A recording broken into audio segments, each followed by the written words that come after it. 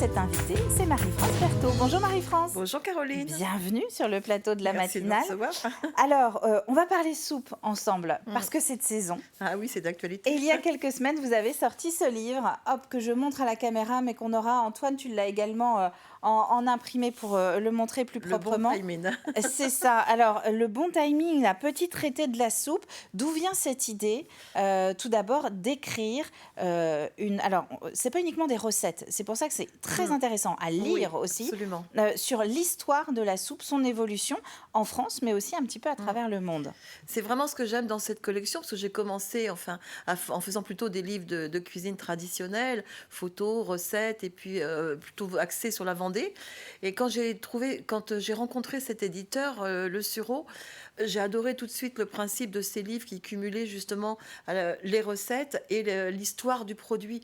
Comme j'aime écrire, parce que parallèlement j'écris aussi, je suis aussi romancière, et là je trouvais que ce type de livre de cuisine alliait à la fois l'écriture, la recherche et la recette. C'était pas qu'un livre tout bête, tout classique de recettes, quoi, avec photos. Et finalement, ça apprend plein de choses parce que chaque recette a une histoire. Oui, c'est un vrai travail. Même moi, Une j'apprends explication. quand je l'écris. Ça a nécessité beaucoup de recherche. Oui, c'est beaucoup de travail en fait. C'est vraiment un travail énorme, à la fois de recherche et puis d'écriture après derrière.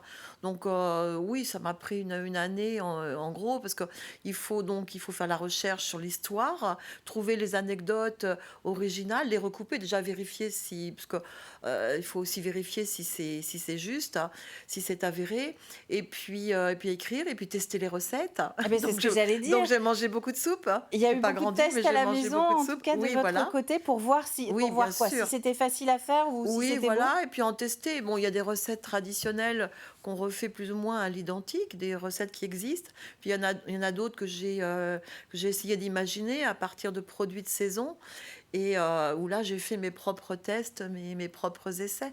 Donc oui, ça nécessite effectivement de tester les recettes, donc d'inviter des amis et puis de faire goûter. Ah ben, c'est bon de faire partie du cercle d'amis dans ces cas-là. Ce qu'on apprend, alors dès le début, c'est que finalement la soupe c'est intemporel.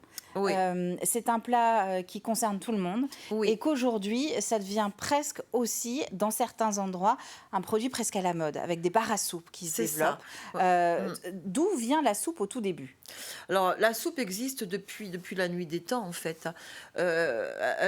Si on part à l'origine, enfin, si on remonte au Moyen-Âge, à l'Antiquité, c'était des bouillons. C'était de l'eau dans lequel on mettait du pain. La soupe, traditionnellement, c'est du bouillon et du pain. Maintenant, et après, il y avait donc à côté le potage, où là, on cuisait Parce qu'il y a tout un vocabulaire, c'est ce C'est que vous ça. expliquez dès le début aussi. Oui. Le consommé, le bouillon, consommé, le potage. voilà. Maintenant, on a réuni sous le nom soupe, potage, velouté, crème.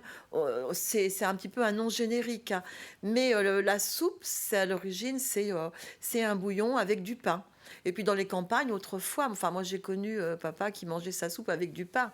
C'était aussi une façon de manger épais, de tenir au corps et de manger pour pas cher, de remplir, oui. Avec quelques bouts de viande aussi Avec dedans. quelques bouts de viande, bien sûr, oui, des restes de pot-au-feu, par exemple. Et alors aujourd'hui, si on doit parler de la soupe, Ouais. qu'est-ce qui se cache derrière la soupe de 2024? Alors, de la soupe de 2024, déjà, moi, j'ai envie de dire qu'on a beaucoup. J'aime bien mettre en avant les légumes de saison. Je trouve qu'on dit toujours que l'hiver, il n'y a pas de légumes, ce qui est faux, parce qu'on trouve maintenant, en plus, on a de plus en plus des vieux légumes, les légumes anciens qui reviennent justement à la mode. Je pense aux cerfeuils tubéreux, enfin, tous les légumes tubéreux qu'on trouve sur les marchés.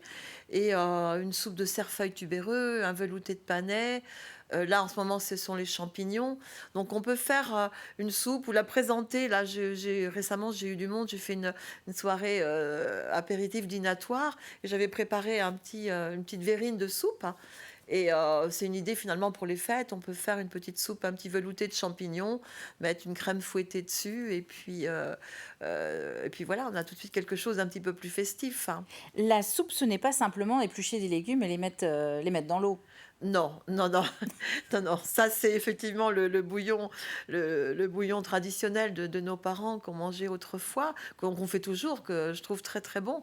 Mais une soupe, c'est déjà le faire mijoter, faire revenir les échalotes, dans un petit peu d'huile ou de beurre, si on est bien vendéen, on va mettre un petit peu de beurre et puis rajouter donc des aromates, mettre du céleri, mettre pour donner du goût, parce qu'en fait une soupe, faut qu'elle ait du goût et puis après, on va mouiller avec un bouillon. Donc, le bouillon, si on peut, on évite C'est le quelque bouillon chose en de très cube. concentré Donc, qu'on fait à la voilà, le maison. bouillon, c'est vraiment quelque chose de concentré. Donc, c'est pas compliqué à faire un bouillon. Vous avez un reste de poulet, une carcasse de poulet, vous avez même un reste, même du poisson. On peut faire un fumet de poisson aussi qui va être une base pour une soupe après, une soupe de poisson.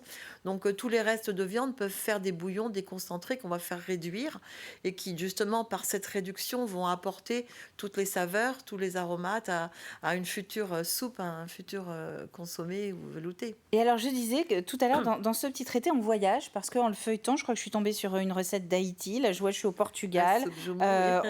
On se promène un petit peu. La soupe, c'est international. C'est vraiment international. C'est ça qui est intéressant en fait, c'est que partout où on va, là justement j'ai une soupe qui me tient un petit peu à cœur, c'est sentimental parce que du Canada l'été dernier, j'ai ramené une soupe ménonite qui m'a été confiée lors d'un barbecue comme ça Un secret de famille. atypique. Voilà, c'était vraiment une soupe familiale, une soupe aux nouilles comme ils disent. Et c'est ça en fait, c'est que partout où on va, chaque famille, dans chaque région du monde, il y a une soupe, il y a une. Alors souvent c'est traditionnel, hein, c'est vrai, la soupe, c'est le plat. Entre guillemets, le plat du pauvre, c'est péjoratif, mais c'est un plat traditionnel, c'est un plat pas cher, un plat économique, hein. Et la vôtre, alors, Marie-France, c'est laquelle? Celle que j'aime. Alors, j'ai découvert, c'est vrai, en faisant le petit traité, je me suis prise de passion pour les soupes japonaises, pour les soupes miso. Ça, j'ai vraiment découvert un univers que j'aime beaucoup me faire à la maison. J'y mets beaucoup de légumes que je taille en dés. Je ne mixe pas donc ces soupes, comme ça je garde la texture des légumes et j'y mets un petit peu de miso, un petit peu de soupe de sauce soja et je me fais mes bouillons comme ça et ça c'est ma passion du moment. Eh bien, merci beaucoup, Marie-France. Je voudrais juste qu'on montre, Antoine, si tu peux montrer les deux autres couvertures des deux autres petits traités donc, que vous avez rédigés, toujours aux éditions Le Sureau. On en a parlé au tout début. Il y a le petit traité. Ah, ben, il n'est pas à côté de moi, il est en face de nous. Le petit traité du haricot et le petit traité du pâté. Donc, c'est sur le même principe Oui, où on a l'historique, on a des idées de recettes absolument. et on A- devient Avec des illustrations qui sont faites, avec des des très belles illustrations. illustrations, oui. Exactement. Et on Mm. devient un cuisinier éclairé, un gastronome éclairé. Merci à vous d'être venu. Je remontre une dernière fois la couverture. Ça peut être une très belle idée de cadeau pour cette fin d'année. Et en plus, ça permet de se faire inviter après le reste de l'année chez la personne à qui on l'a offert. Merci beaucoup, Merci Caroline. Marie-France.